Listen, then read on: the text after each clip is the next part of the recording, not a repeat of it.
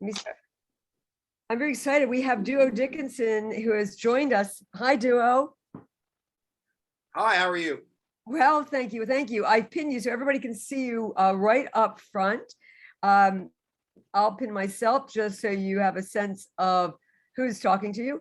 And I also want to introduce you to Natasha Byte, who's doesn't have a vision image today, but Natasha is also teaches at PCC and is an architect and computer engineer. Duo, we're so grateful that you could be here, and I know that your time is short, but we want to be able to bring you into conversation with an entire group. Um, We've got about 23 students on the call from 2 different classes. Everybody, if you could turn on your screens just to say hello and show your faces to Duo so he know who to whom he's speaking. Please turn on your screens if you have them. Duo, this is an intro class, right? So we were just speaking about museums and memory. And I thought for the sake of discussion, if you, to start with the question, have you worked on a museum space? I've sent you the link to your website, so everybody has sort of gotten a chance to get familiar with your work. The closest I've done to a traditional museum is the Maurice Sendak Archives in Richfield, Connecticut. And that was an interesting thing in that it was intended to essentially, in a private way, display the works graphically of Maurice Sendak to those that schedule visitation to the center. And it also meant that it was part of an existing residential compound. So it had to both fit and also be highly secure and also directly accessible to open access to people that don't live on site. So that it was quite small.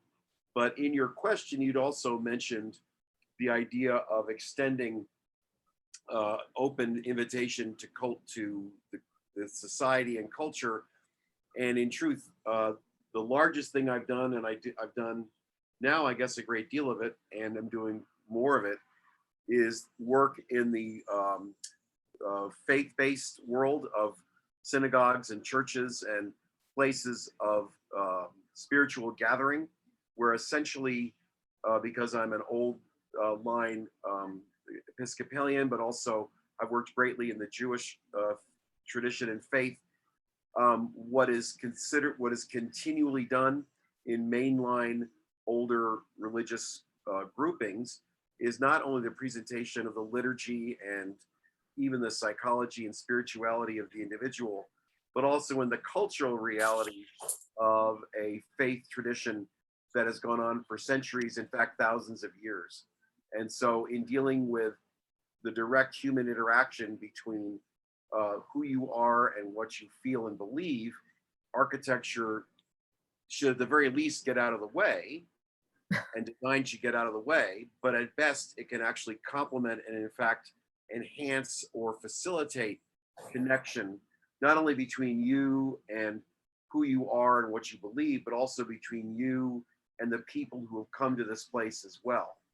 So in doing those kind of social human things in an architectural context, the biggest reality for that, the Sendak Center, other things that we've done, those things really are first about listening to what the existing body of values are of the people that go to a place to connect, whether it's a museum or a library or a church. If you're going somewhere, you believe something or you want something from a place you're going to. And the worst thing a designer can do is to make the design about what the designer believes and wants and is directing those who are coming to the place.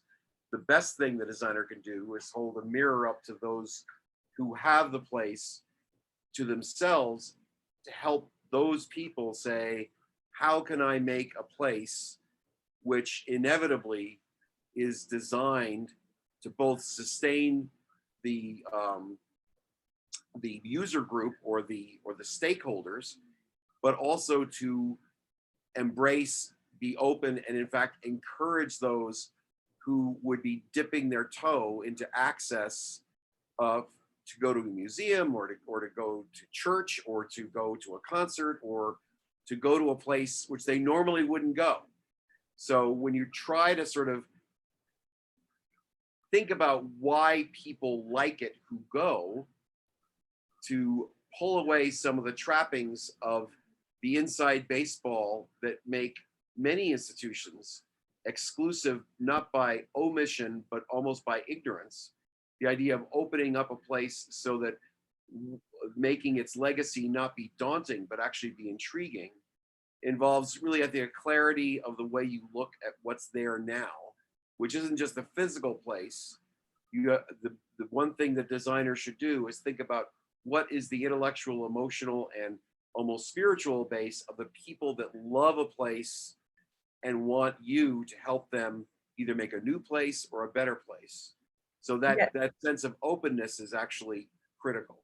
So you mentioned this word, you said rather have a space to be intriguing rather than daunting. What would be an example of a daunting space so that people have in their minds, you know? Well, we're just finishing right now. We're just finishing a complete renovation of the Episcopal Cathedral in Hartford, Connecticut. And it was built in 1827 by Ithiel Town. And Ithiel Town was one of these early 19th century master builder architects, meaning he had no formal architectural training, but through a guild system of working in construction, he was the person that they could, like many others, who had a facility to plan and design and think. And he did any number of churches and other social buildings in New England. But what he did do was make a great open space with pews in it, facing an altar. And that altar was at one time just the back of the building. Well, as people evolved in this faith tradition, they wanted to give them money because back in the 19th century and even most of the 20th century, there was almost a transactional aspect of devotion to God means human success. And Right. so there was this thing that, you know, God, that Christianity used to be the metronome of the United States, and it's obviously not true now. But at the time, it was church and state might have been separated, but they certainly were culturally connected. So over time, they had built up layers and layers and layers of things in this once open space that effectively weren't barriers, but they were filters through which you went, including literally walls with a perforation. And as you walked in, because a generation decided they would rake up the back of the pews so the end pews could see the altar better. They also extended the altar and made structures in the altar that put the choir and the priests away from the people, and then made the way you got up to this higher altar, again, to see better and to actually put it on display, they made the stair for that literally tiny.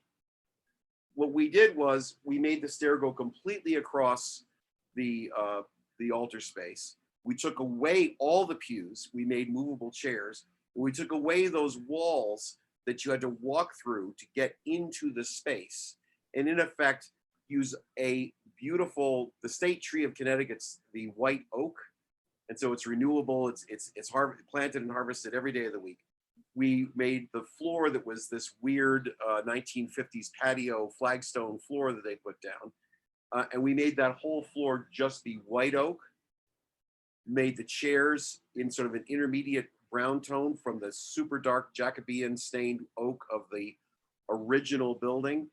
And in making all those elements that were sitting on top of the altar, keeping people away from the altar by making those both removable so that they could leave, and also so they were open even when chairs were set up facing that proscenium arch version of what a church could be. Right. It allowed that altar space now to be used by everybody in different configurations with the chairs. It opens this week. And so the bottom line is that we also enhance that idea of a cathedral being a civic space by making 8 of those incredibly sophisticated theater lights that are all remote controlled, but can focus, be open, have color, have different, and can have 360-degree movement up and down and around and pinpoint. And that allows any configuration and any use in that space to be well lit, whether it's a religious service, a play, dance performance, an art show. So we've taken the space that was once had one mono function, which is sit and do the liturgy of the 16th century Anglican church. And we've said we got the building out of that sort of die through which all human attention had been pushed, and opened it up so you could still do that incredibly traditional thing, but you Right, could do everything else at the same time. right, right, right. And that's probably to date, that's the most direct, intentional idea of both embracing the aesthetic, which caused the place to happen in the meantime, because we took all the old pew ends, all those walls we talked about, all the parts of the altar, and we did not throw them away. We reused them, reconfigured them, and we made a place that has all of the memoria for all the long dead people that loved that place. We Yeah. saved it, we enhanced it, we made it actually more visually present. So when you come in, you get a sense that it's both open, but you're also in the presence of about 10 generations of people that had gone there before you.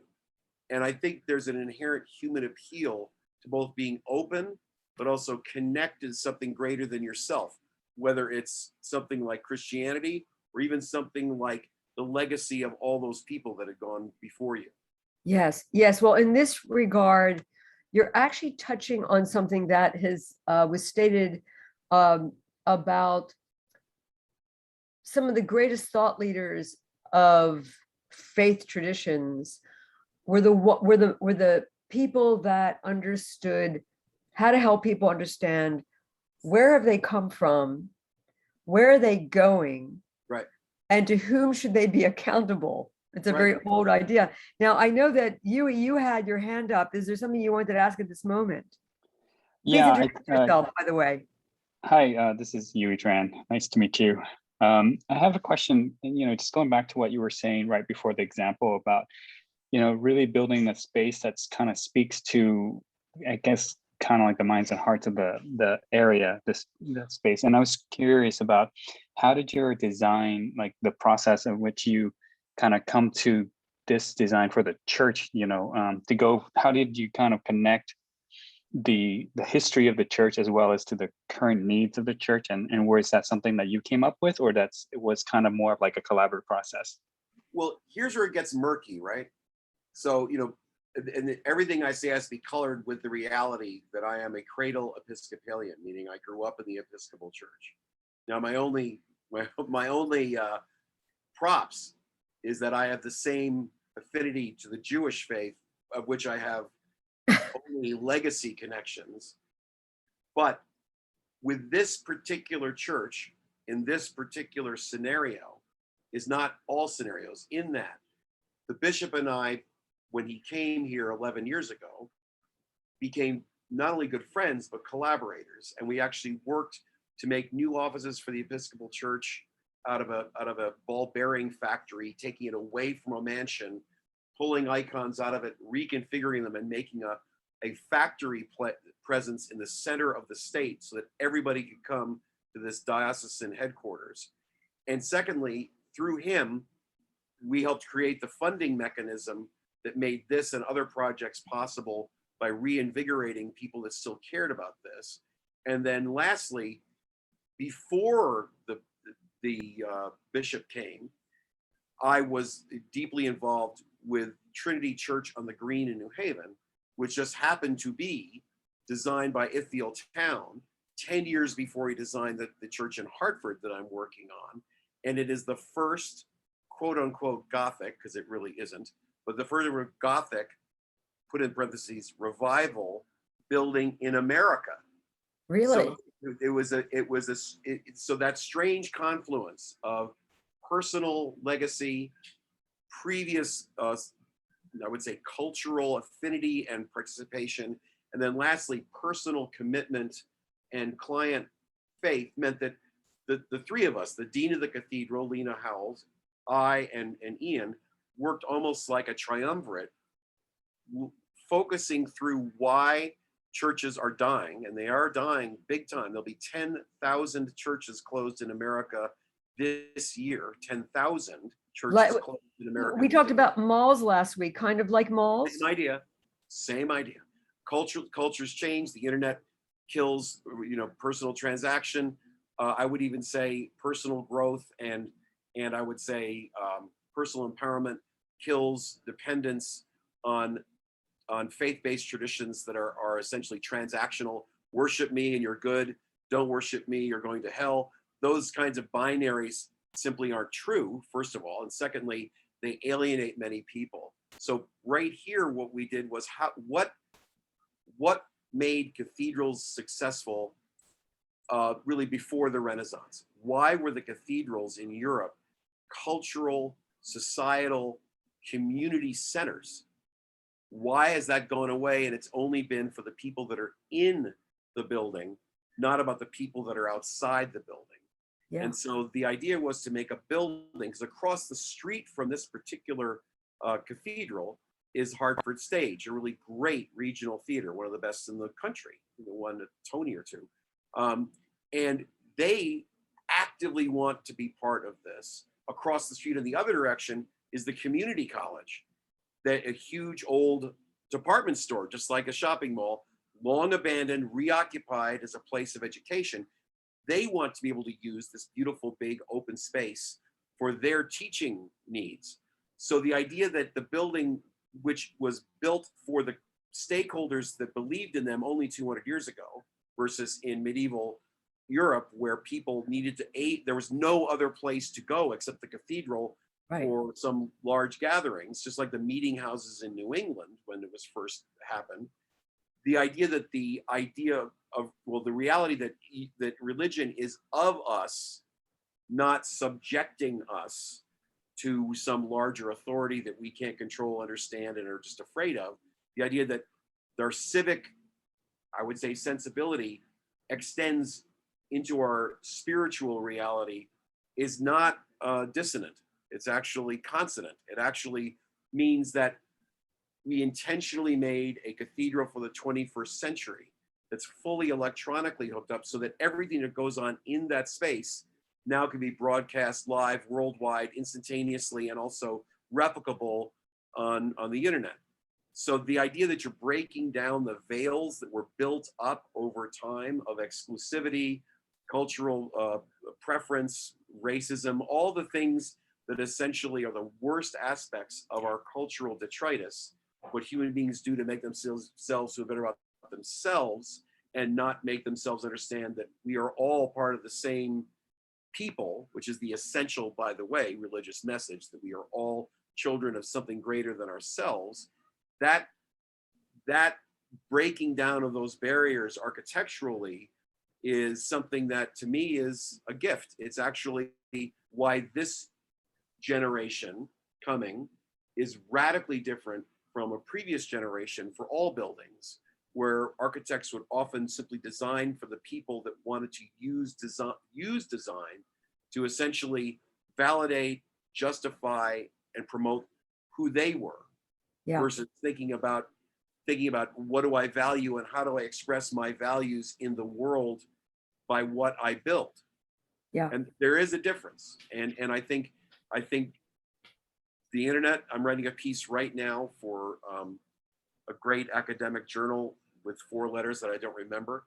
And it's essentially about the fact that the internet may be the ultimate way in which design becomes part of our daily lives, versus the activity of a small elite designing for an even smaller elite. Right. So Duo, so much of what you're saying speaks, I think, from what I've learned about your work, to this larger initiative in which you've been engaged, the Building Beauty project. Yeah. And I'm wondering if you could speak a little bit to that. In fact, are the ideas that you're opening up for us, which is really comes right on the heels of our talking about malls. So it's kind of perfect because everybody's mind is very primed. Is the Building Beauty concept deep inside what you're saying, and what does that mean, so you could help them understand that? Well, once again, I'm 66, so I've been doing this such a long time that what ends up happening is I could either pretend that the world is coming to me, and I could have this great, or I'm a victim. The world never understood me. But the truth is, I think that if you do what you know is right for you, the world is us. So what you do is pretty much right for the world, as long as you're not killing people or thinking other people are different than you. If you know everybody's the same as you, the essential reality is designing something, building something, using something is what we all do. So rather than saying there's a shaman or a priest or a bishop that says, this is right. If you don't do this, you are wrong. And if you do this, you're okay, as long as you keep doing this. When you have a person-centered design ethic, you, but also your clients, if you have a human-centered design ethic, that's what I came out of college with. And what makes Building Beauty, I think, bizarre, actually, is that I bought A Timeless Way of Building in 1979, written by Christopher Alexander. And it was really pretty good, and I'd read a pattern language in 1977 or 76, 75 maybe, and it was arcane and hard and brutal to try to wrap your head around these esoteric and I think academically obscure concepts that Christopher Alexander had, really tough. But this book was intended to be read by more people than just professors of architecture and aesthetics, a pattern language. Right. Well, that's really good. So I was offered a teaching job at Roger Williams College when I won some awards when I was in my early 30s, and I taught and I'd written about 3 or 4 books. So I wrote a book about writing and architecture. So I taught a pattern language to the kids, and the kids went nuts. They thought it was really, really interesting because it wasn't really the part of their mainstream architectural education. Well, that's fine. And then I realized I couldn't teach because we were having children and it was far away. And so for 30 years, and I taught at Yale, and at Yale, you don't teach anything but architecture because it's a little bit more defined at Yale. And so you go through your life, and I find myself designing in this way, which is inherently open and honest and not, painfully honest, never saying that this is the way, but saying this is a way. And by the way, this is the other way. And there's a third way. Which of these ways do you think makes sense for you? Or maybe none of them do, or some parts of some. And you have opened up a design process that is essentially validating of the agency of the people that are hiring you versus telling the people that are hiring you, you have value because you know what they don't know. That change in values meant that, and I didn't really know this, that what I was doing was directly in the wheelhouse of what Christopher Alexander was doing without all of the verbiage and almost insane level of construction of process to make sure that process had academic integrity when he was trying to teach it at Berkeley for 30 years. Right. So I get a cold call 5 years ago from Maggie Moore Alexander, his widow, or not widow, his wife. He's really on the edge of not being here with us. So it was a slip of the tongue, but Yeah. Christopher Alexander is really quite old and is maybe in a little trouble even today. Yeah. And we ended up creating a thing called the Home Project, which I'd love all of you to participate in. It's going to start on February 14th this year, and it involves a very simple exercise that we had 8 universities and colleges join us, and we had submissions from 3 or 4 continents. And it was this wonderful thing. You dine a tiny little house. That's all you do. And we have 60 advisors in the United States, and they all grade it. Well, that idea that I had came after she called me, and I just did that. And so I got to know everybody there because I went to Sorrento a couple times, and we got to know each other.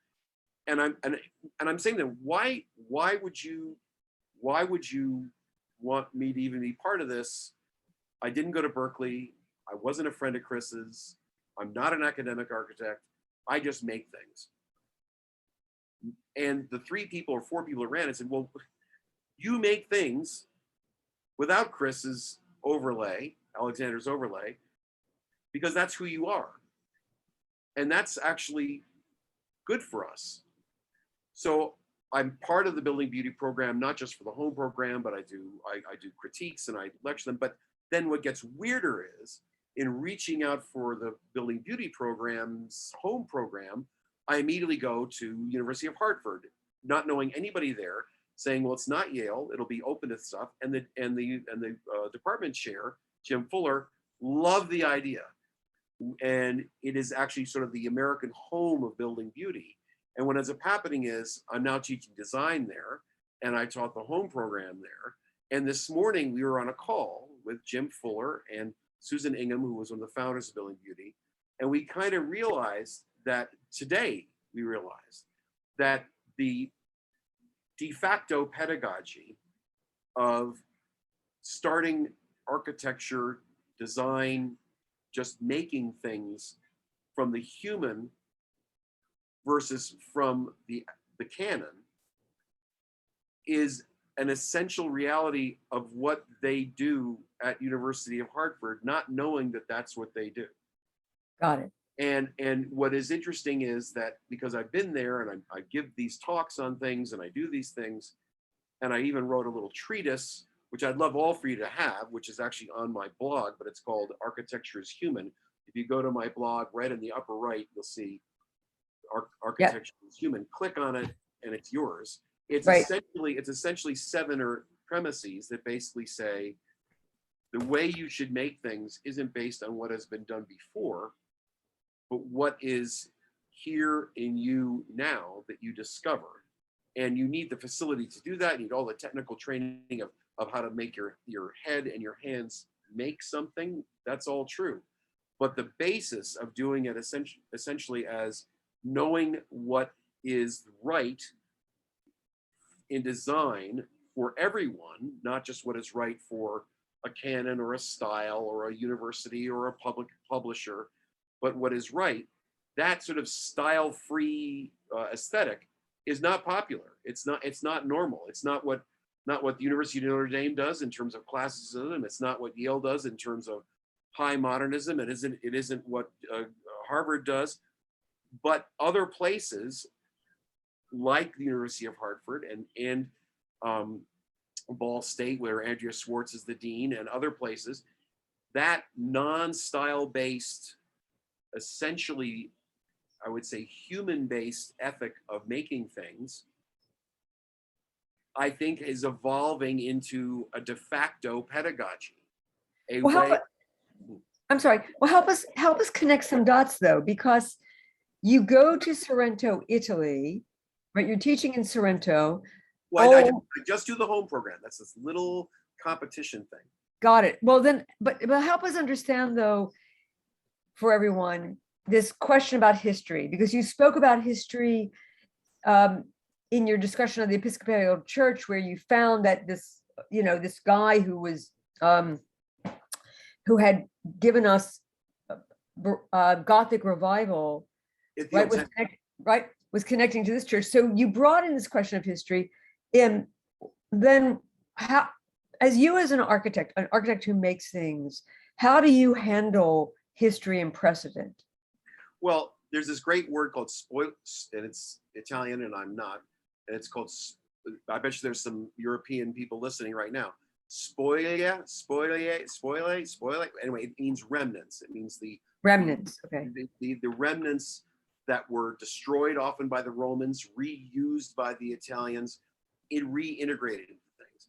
Well, the number one, and when I was walking around Sorrento, this was already in me, but when I see the way humans take things and use them, both in kind of a practical, I don't have to make this, I can just shove it up here, but also I think in a value, which is what is old is, it doesn't not exist.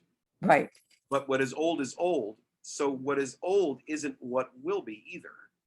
So one of the tenets that I have evolved in these last 4 or 5 years of being really old and thinking about what am I doing, is that there are really only 2 immutable forces in anything, but design is like a metaphor for everything. There are only 2 immutable forces in design. The first is obviously gravity. Gravity is everywhere, has no social, no historical, no context other than it's a force. We don't actually know why gravity happens, but we know what it does. We've analyzed the point that we know if I build this way, it will not fall down or move, it'll be there. What we are really, really bad at as humans, and forget about architects and designers, what we're really bad at is understanding time. Time is also universal, has nothing to do with culture, has nothing to do with history, but it has history, but it isn't history.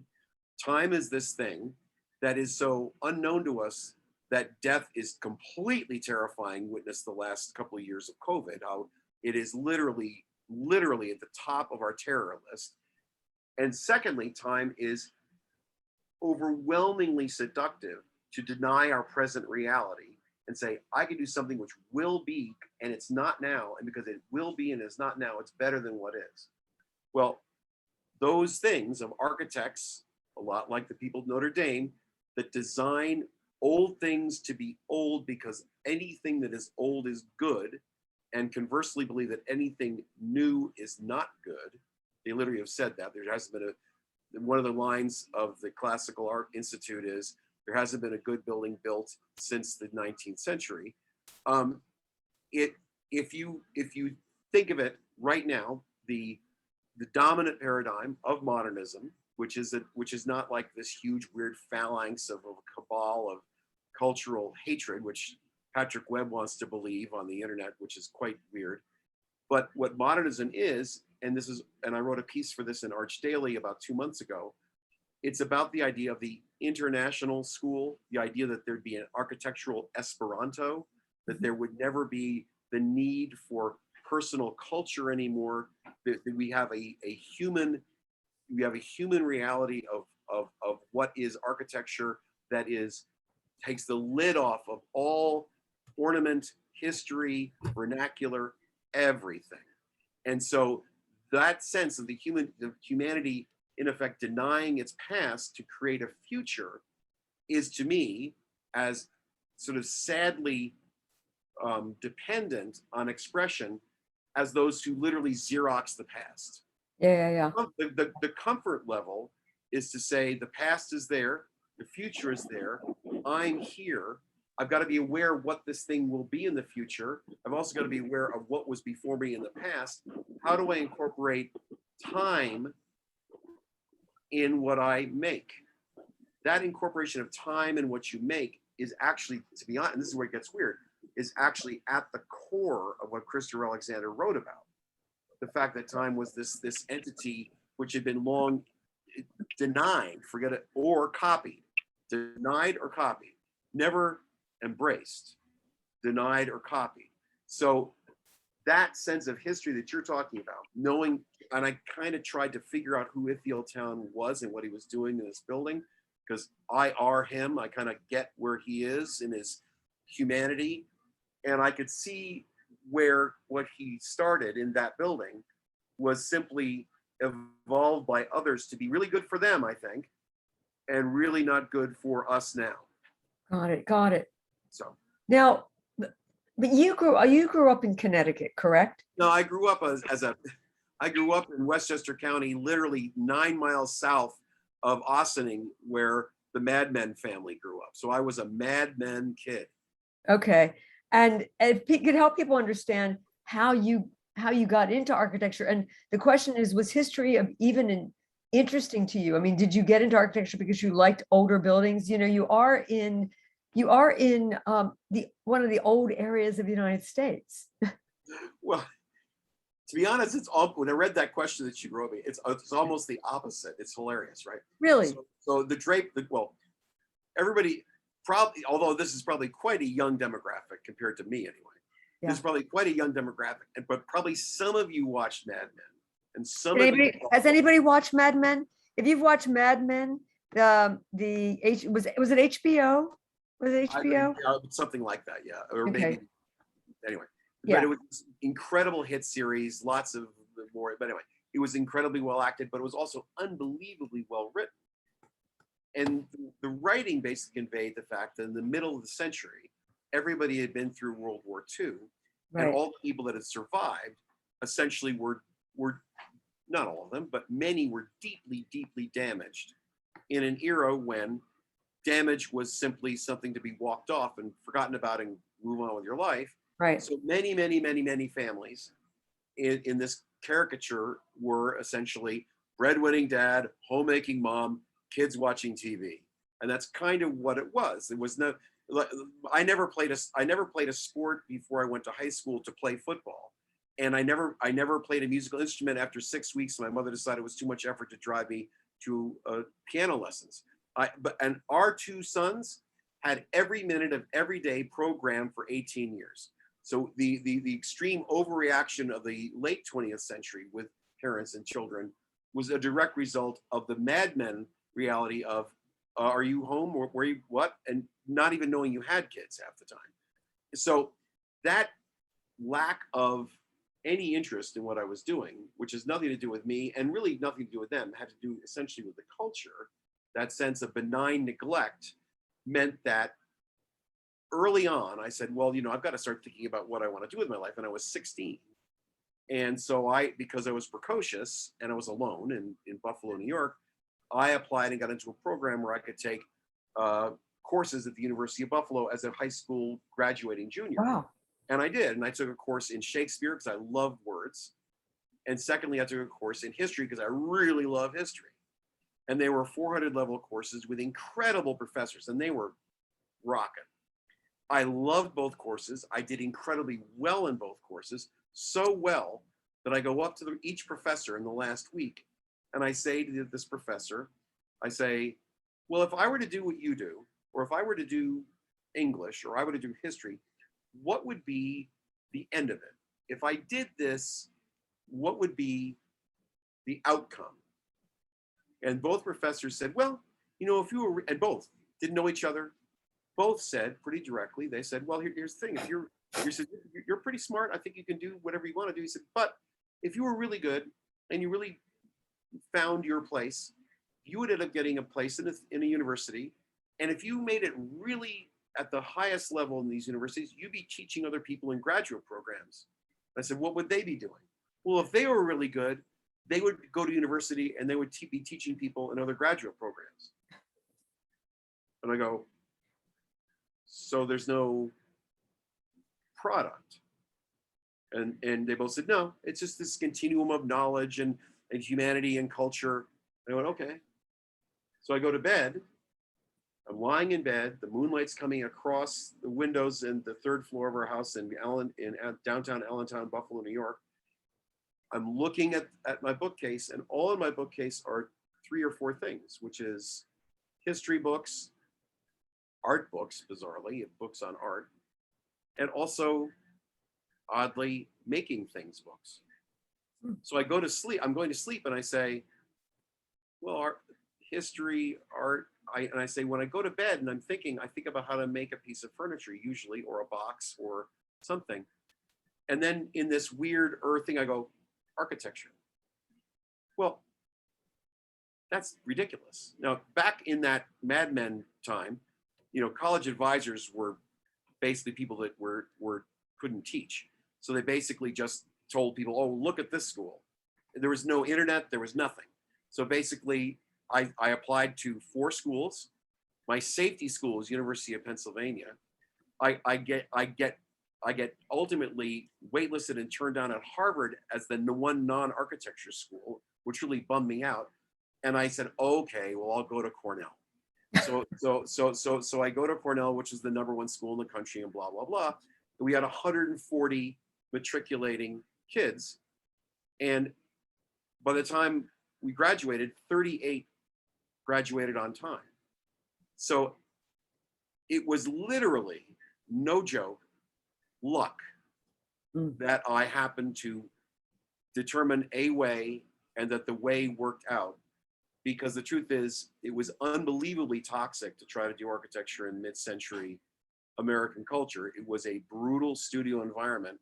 And if you were, I don't know, I could not do it if I was a woman, let alone a minority, because the truth is, being a white male at Cornell as an architecture student was actually a gigantic step in the right direction, because It was the norm. I was given the benefit of the doubt. Right. If I had been given the benefit of the doubt, maybe I wouldn't be an architect right now. But even so, even as I was getting better of the doubt, it was like I was going through a football practice every day. There was the contestation and denigration that everybody had was the antithesis of the studio environment that I'm trying to create at University of Hartford, of support, thought, honesty, without cruelty, and also without just being a jerk. It was a good thing if you were a smart jerk at Cornell in 1973, let me tell you.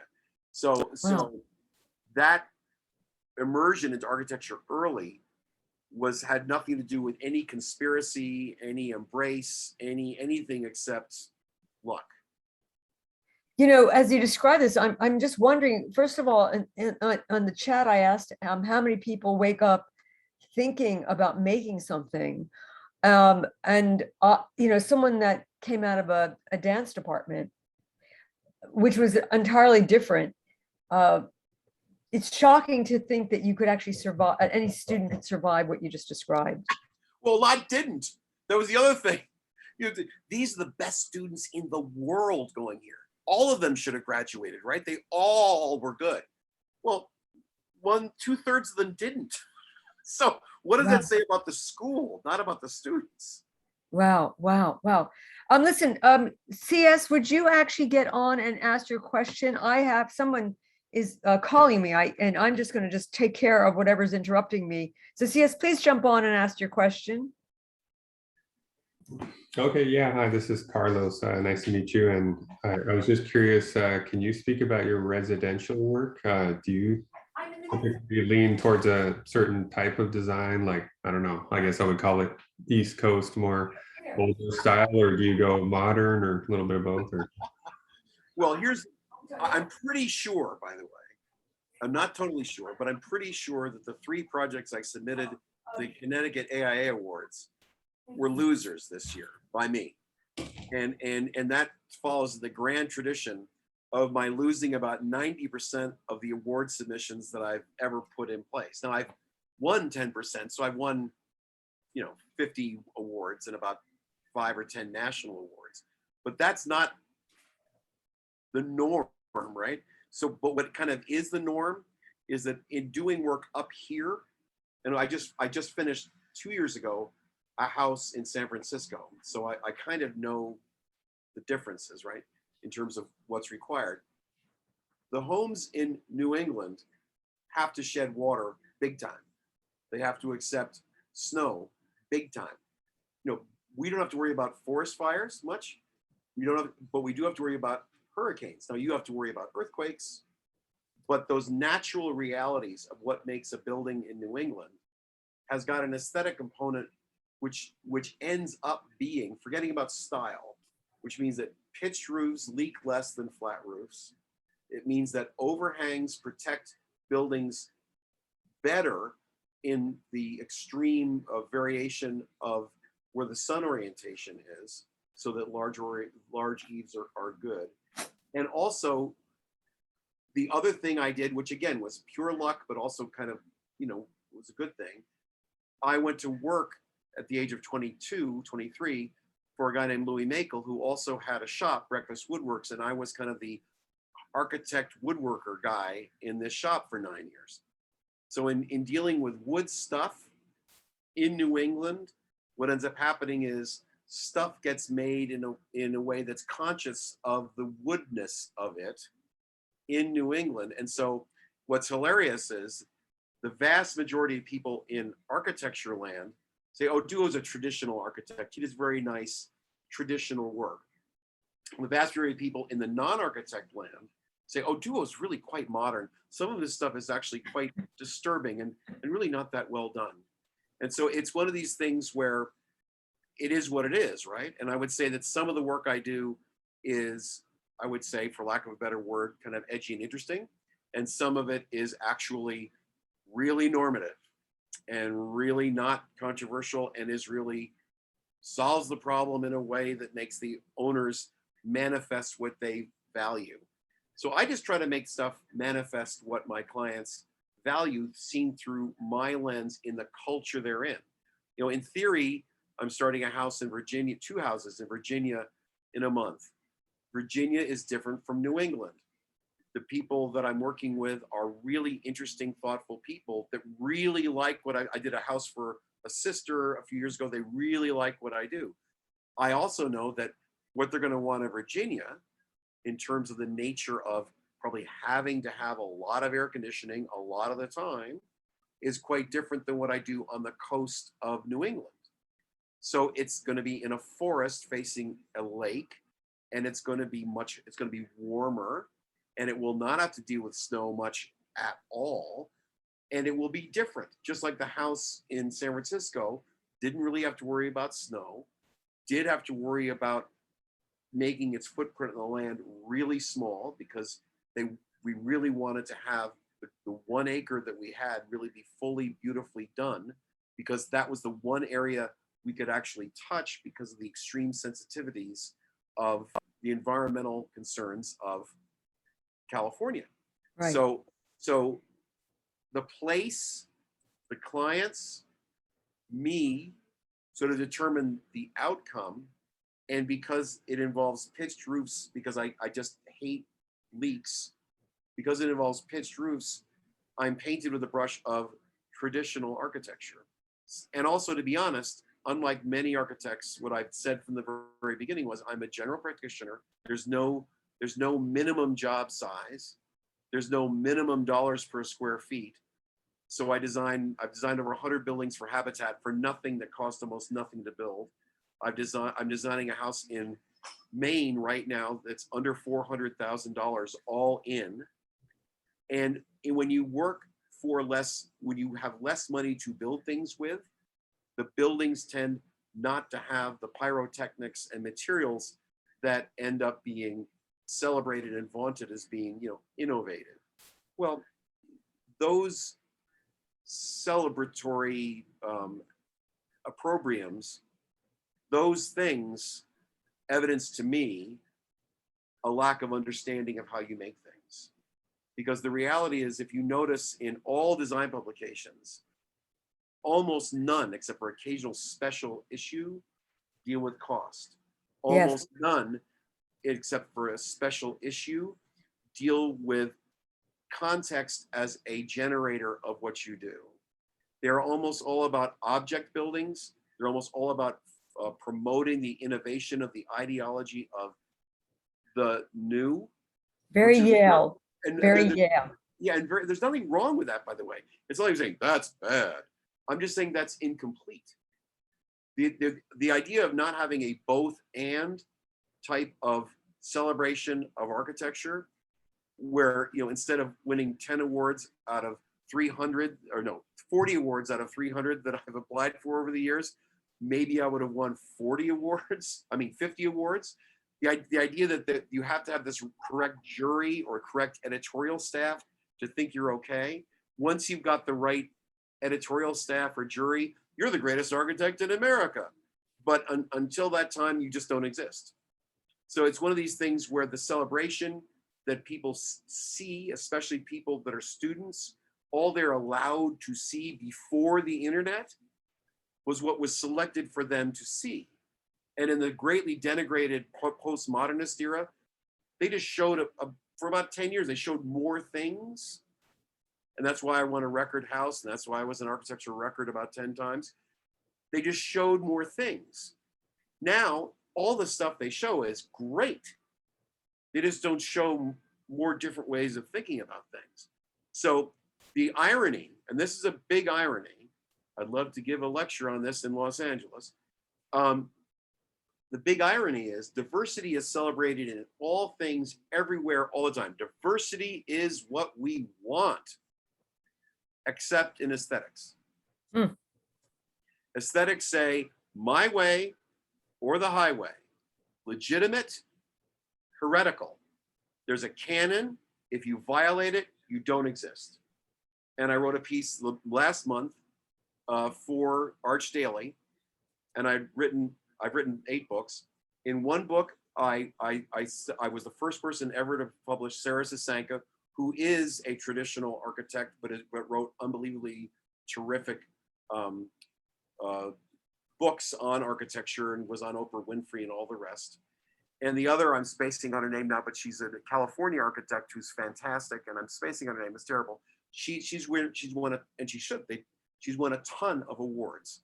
She's an incredibly great architect. Well, that woman, who's the great architect for architects, has never been on the newsstands in the supermarket. Sarah Zasanka, who's a great architect for a lot of non-architects, has never been in Architectural Record or Architecture Magazine. The only good news now is both are on the internet all the time for anyone ever to see anything. So the barriers between what you're exposed to are going away, whether the magazines like it or not. Right. And we've got another question for you. CS has another question along these lines, I think. CS, what's up? Yeah, I was just curious, since you design in East Coast and West Coast, how different is it obtaining building permits? Or is there a, like designing in Connecticut or, New England, is there a difference in time and all that? So my experience on the West Coast is like micron, like 3 projects. I see. My experience on the East Coast is like vast. Right. What's interesting about the East Coast is in a bunch of places, it's literally, no joke, the same as California. We're doing a house on the water in Connecticut that's in a FEMA zone, that's in wetlands, that is everything. And it is as regulated, as vetted, as engineered as anything in California ever. Now, the house in Maine, and I'm doing a little tiny house also in New Hampshire, it's, yeah, okay, here's your permit. I mean, literally, there's literally nothing going on. You just had to sort of make sure that what you had was clear. So if it was wrong, you could be sued in the town. And you had to sort of warrant that you were following the codes for septic and sanitary and everything else. But no one checked, no one cared. You didn't even have to have an architectural license. You just basically had to do it because it was a small building, non-public access building. So you could, I am sure, and I'm making this up, I am sure there are places in California that are probably quite similar to Vermont and New Hampshire and Maine, which are much more open and much more uncaring about licensure or engineering.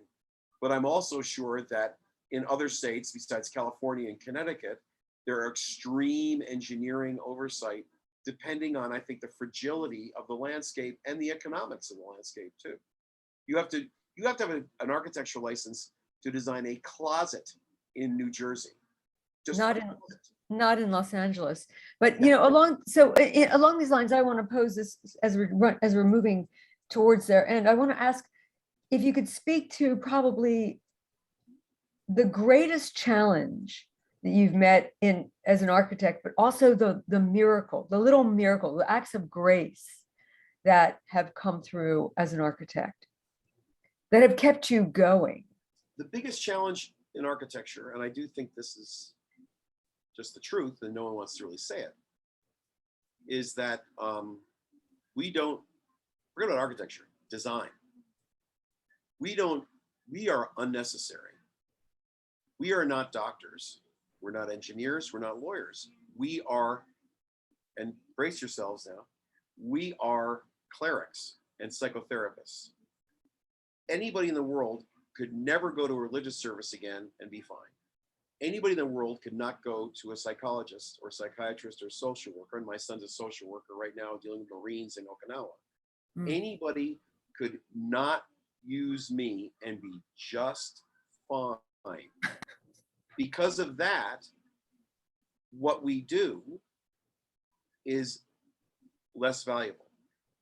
Now, sure, in any fine art, the incredibly appealing artist, whether it's a violinist or a sculptor or a dancer, they are making a ton of money because people love them. It's like being a football player. They love them. So the money follows their recognition, and their recognition follows their abilities. There are a lot of people with extreme abilities. My other son went to Jacob School of Music and French horn, which is like going to Juilliard. And of those people that go to the Jacob School of Music, 5%, 10% maybe earn a living playing or singing or doing something in music, because people don't need music to live. So they like music, they love music, but it is unnecessary. It's just desirable. So I have to say that I've got an accrued 1,200 or maybe 1,400 meetings of payrolls of staff over the last 38 years. And that has given me PTSD, because I've never missed a payroll. I've never laid off an employee ever. I've owned the building I'm in, and we do a ton of pro bono work. And so that means I make very little money compared to everybody else that I know that does the same thing, that's been in it for as long as I have.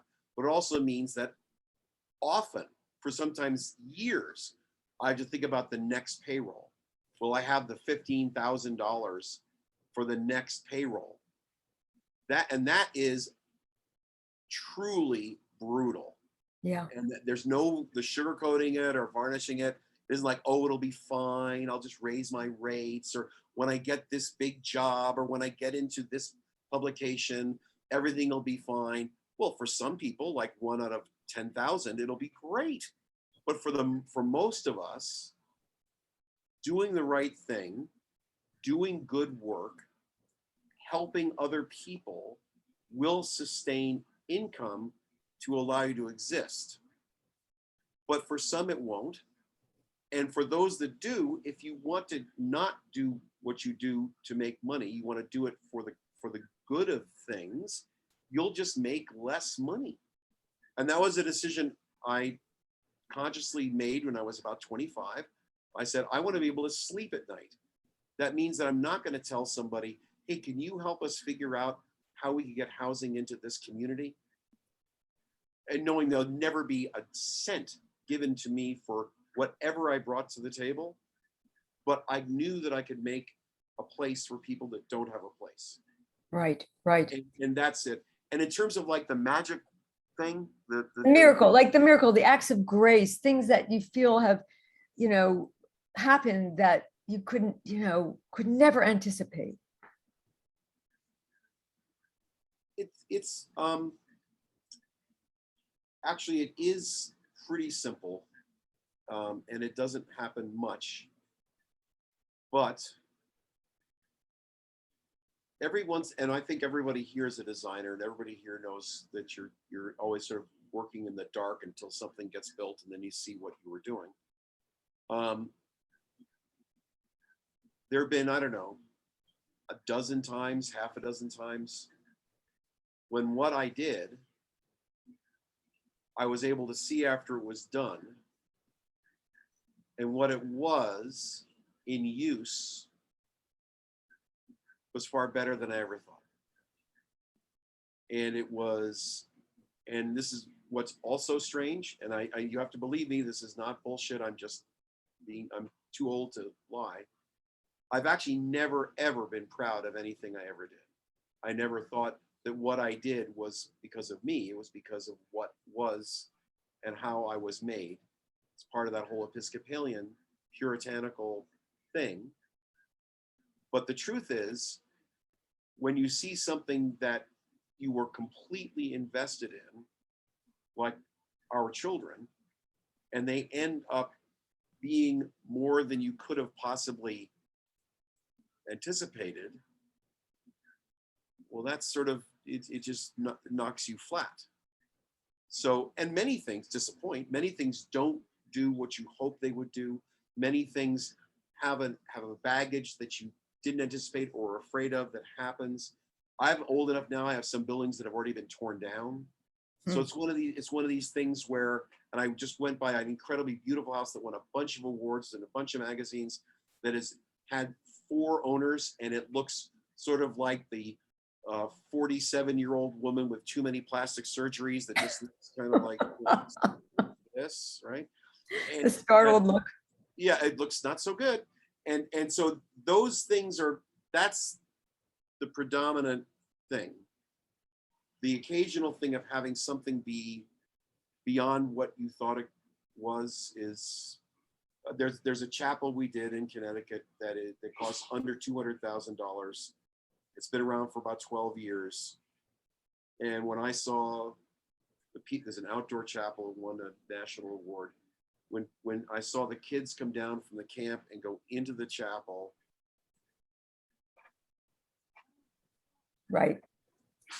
Right. there's nothing like it ever. Right. Because Yeah. because they didn't know what they were seeing or doing. They didn't say, "Oh, what a great piece of architecture."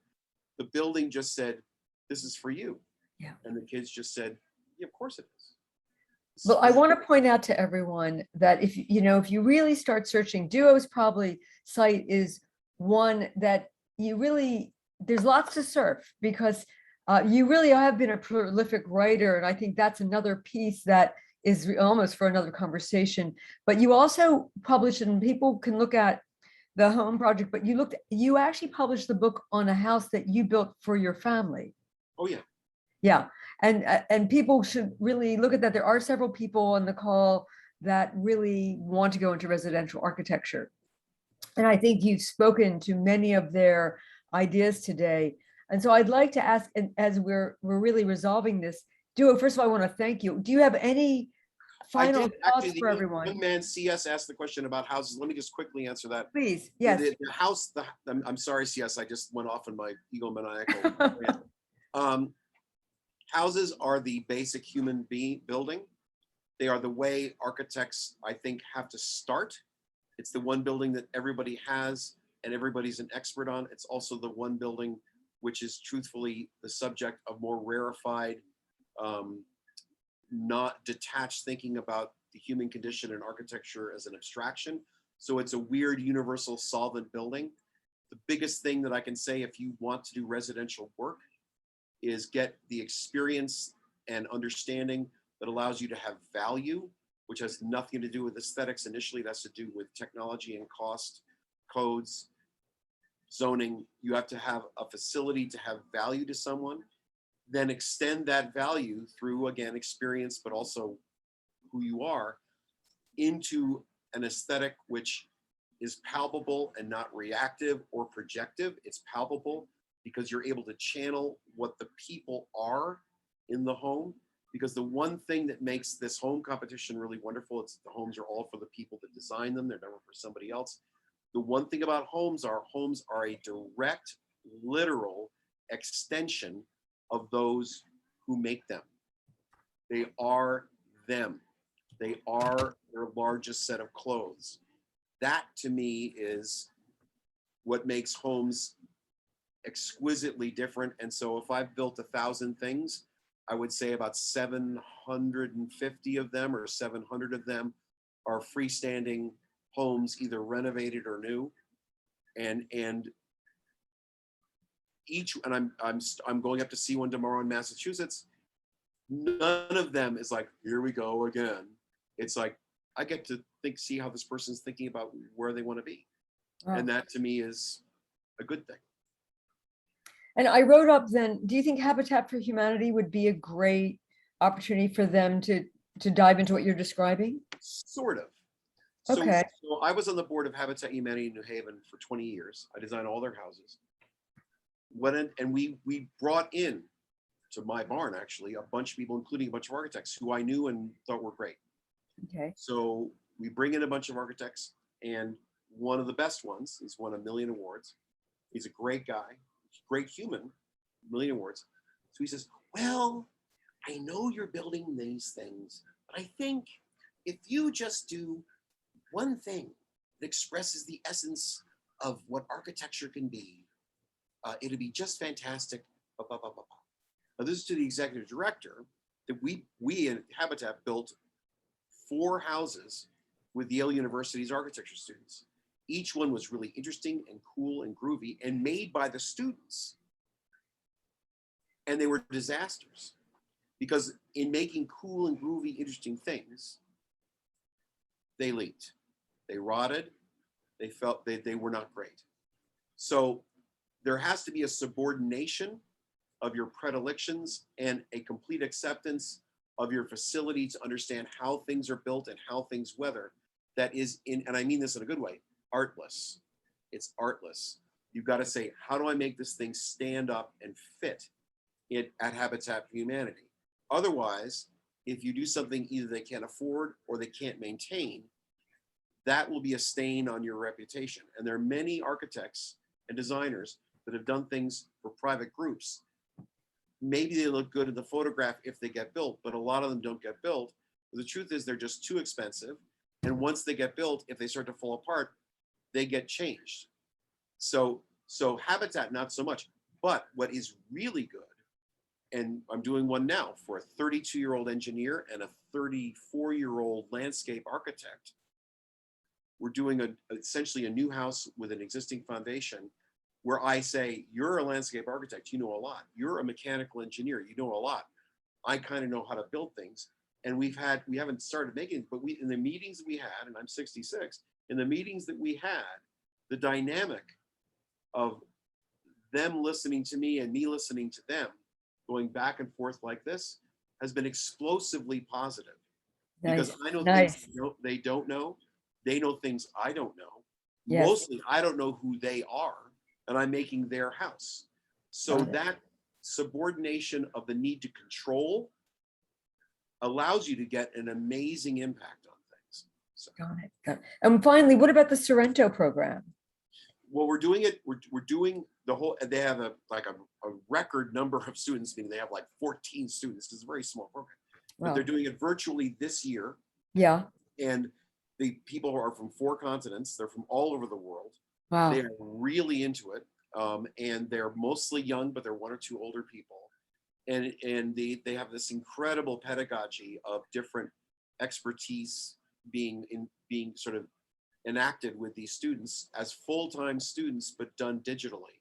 So Okay. it's pretty brutal. It's hard to do, but the people that went through it last year, they thought it was fantastic. And the first 2 years that were in person were truly fantastic. So my sense is that the essence of what is being done is so good that it can translate and scan through the Zoom screen. And I think soon that we're desperate to go back to Sorrento. Right. It probably won't happen in the spring, but it might. But we're pretty sure it's going to happen in the fall of 22. So Okay. if you guys are interested in that kind of thing, just go to the website, talk to Maggie, talk to Susan. It's quite it is the people that have taken it say it's really worth it. All right. Well, look, Duo, it's just marvelous speaking with you. You are your sense of perspective coming from the East Coast, first of all, is so different for everyone here, right? It's such a different landscape. I look behind you and I see all the green. I grew up in Maryland, so I see all the green. You also see Bernie. By the way, and there's Bernie. I was wondering who that. There's Bernie.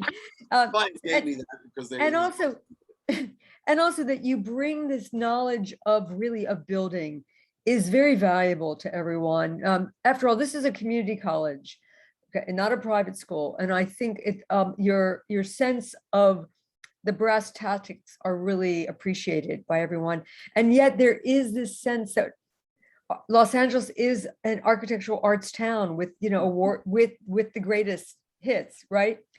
So we live between those worlds. I want to thank you. Pleasure. And I'll send you the transcript so you have it, right? Because you're a writer, and you can use whatever you need from this. Well, if you made a video of it, I'd love to post it and have people watch it because it's yes, I will. Well, the video will be made. I'll send you the video, and all the best. I'll follow up, and just great to see you, and have a wonderful year. Really have a wonderful. And by the way, thank you for your time, everyone. I appreciate it. Okay, everybody, an applause for him. Yes, applause for Duo, please. Emojis for your time. There you go. Thank you so much. Thank you so much, Duo. A pleasure. Thank you, guys. All right. We're going to stay on for a bit. Adios. All right, everybody. I'm going to stop the recording for a sec.